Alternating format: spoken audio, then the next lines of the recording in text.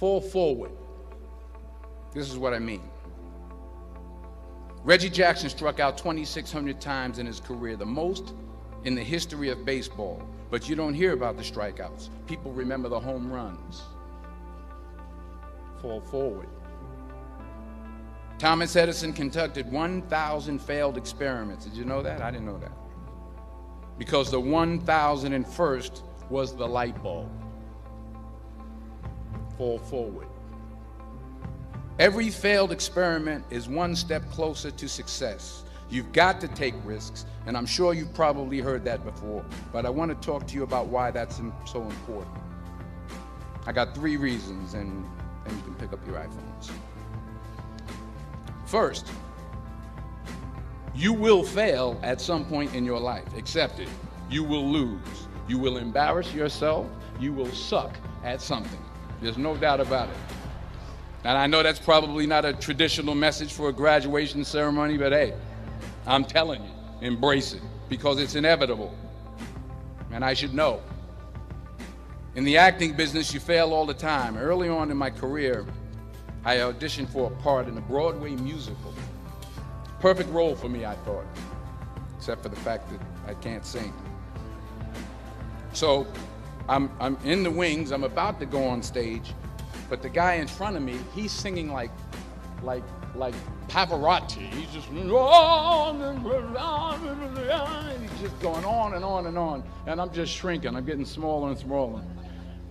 So they say, "Oh, thank you very much, and you'll be hearing from us." So I come out with my little sheet music, and it was Just My Imagination by the Temptations. That's what I came up with. So I hand it to the accompanist, and she looks at it and looks at me and looks out at the director and was like, all right. So I start, I'm going to sing. I'm like, it's just my imagination once again, and they're coming away with me. And they're not saying anything, so I'm thinking I'm getting better. So I just start getting into it. It was just running. This, oh yeah, thank you very much, Mr. Washington. Thank you. So I assumed I didn't get the job. But the next part of the audition, he called me back. The next part of the audition is the acting part of the audition. So I'm like, hey, okay, maybe I can't sing, but I know I can act. So they pair me with this guy, and again, I didn't know about musical theater. And musical theater is big, so they could reach everyone all the way in the back of the stadium. And I'm more from a realistic, naturalistic kind of acting where you actually talk to the person next to you. So I don't know what my line was. My line was, well, hand me the cup. And his line was, well, I will hand you the cup, my dear. The cup will be there to be handed to you. I said, oh, okay. Well, should I give you the cup back? Oh, yes, you should give it back to me, because you know that is my cup and it should be given back to me. I didn't get the job. But here's the thing. I didn't quit.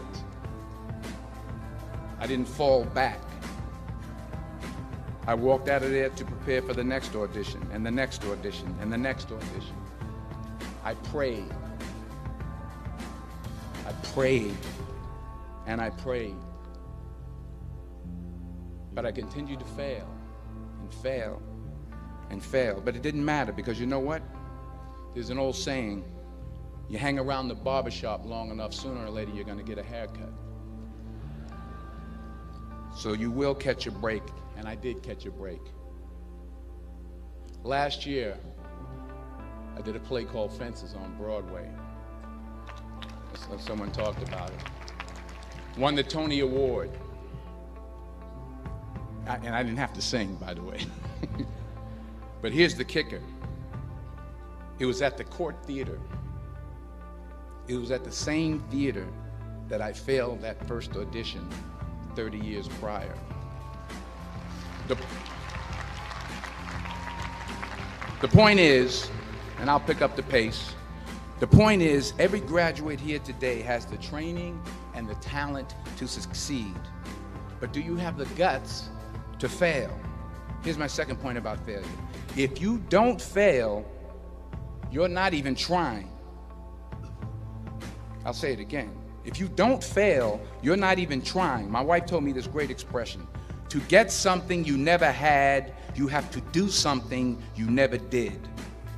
Les Brown's a motivational speaker. He made an analogy about this. He says, imagine you're on your deathbed, and standing around your deathbed are the ghosts representing your unfulfilled potential. The ghost of the ideas you never acted on. The ghost of the talents you didn't use. And they're standing around your bed, angry, disappointed, and upset.